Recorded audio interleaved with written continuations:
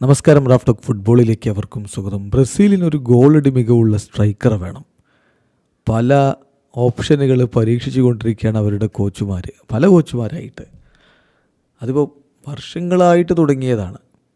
ഏറ്റവും ഒടുവിൽ ഡൊറിവാൾ ജൂനിയറും ഒരു മികച്ച സ്ട്രൈക്കറെ കണ്ടെത്താൻ വേണ്ടിയിട്ടുള്ള ശ്രമങ്ങൾ അങ്ങനെ തുടർന്നുകൊണ്ടേയിരിക്കുന്നു. അപ്പോഴാണ് പ്രീമിയർ ലീഗിൽ ഒരാൾ ഗോളും അസിസ്റ്റുമായിട്ട് മിന്നിക്കത്തുന്നത്. അയാൾ മതിയാവുമോ ബ്രസീലിൻ്റെ പ്രശ്നങ്ങൾ പരിഹരിക്കാൻ?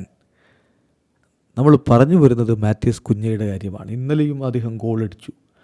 വോൾസ് വേഴ്സസ് ഇപ്സ്വിച്ച് ടൗൺ മത്സരത്തിൽ അദ്ദേഹത്തിൻ്റെ വക ഗോളുണ്ടായിരുന്നു. പക്ഷേ ഇപ്സ്വിച്ച് ടൗൺ മത്സരം 2-1 വിജയിച്ചു കയറി. ശരിയാണ്, കളിക്കൊടുവിൽ കുഞ്ഞ അവിടെ ഇടിയൊക്കെ ഉണ്ടാക്കിയിട്ടുണ്ട്.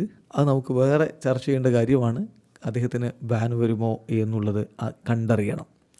പക്ഷേ അദ്ദേഹത്തിൻ്റെ പെർഫോമൻസോ, നിലവിൽ അദ്ദേഹം പൊളിച്ചെടുക്കുന്ന പെർഫോമൻസാണ് ഇംഗ്ലീഷ് പ്രീമിയർ ലീഗിൽ കാഴ്ചവെച്ചുകൊണ്ടിരിക്കുന്നത്. കൃത്യമായ കണക്ക് പറഞ്ഞാൽ 10 മത്സരങ്ങൾ അദ്ദേഹം കളിച്ചിട്ട് ഇതവണ പ്രീമിയർ ലീഗിൽ 6 ഗോളുകളും 3 അസിസ്റ്റുകളും, അതായത് 9 ഗോൾ കോൺട്രിബ്യൂഷൻസ് അദ്ദേഹം നടത്തിയിരിക്കുന്നു.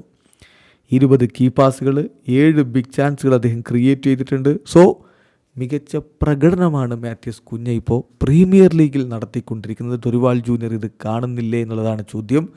വരുന്ന മാർച്ച് മാസത്തിലാണ് ഇനി ബ്രസീലിന് മത്സരമുള്ളത്. ആ കോളപ്പിലേക്ക് മാത്യൂസ് കുഞ്ഞ ഉണ്ടാകുമോ? അങ്ങനെ ഉണ്ടാവണമെങ്കിൽ അദ്ദേഹം ഈ ഫോം നിലനിർത്തുകയും വേണം. ഇങ്ങനെ അടിയും ഇടിയും ഒക്കെ ഉണ്ടാക്കി ബാനൊക്കെ വാങ്ങിക്കൂട്ടിയാൽ ആ സാധ്യത അവിടെ മങ്ങാനും അത് കാരണമായേക്കും. ഏതായാലും ഇതിനു മുമ്പും ബ്രസീലിന് വേണ്ടി കളിച്ചിട്ടുള്ളയാളാണ് മാത്യൂസ് കുഞ്ഞ. വലിയ പ്രതീക്ഷയായിരുന്നു കുഞ്ഞയിൽ ബ്രസീലിനുണ്ടായിരുന്നത്. പക്ഷേ ഇതുവരെ ബ്രസീലിന് വേണ്ടി കളിച്ച 11 മത്സരങ്ങളിൽ ആ ഒരു മികവൊന്നും അദ്ദേഹം കാണിച്ചിട്ടില്ല എന്നതാണ് യാഥാർത്ഥ്യം.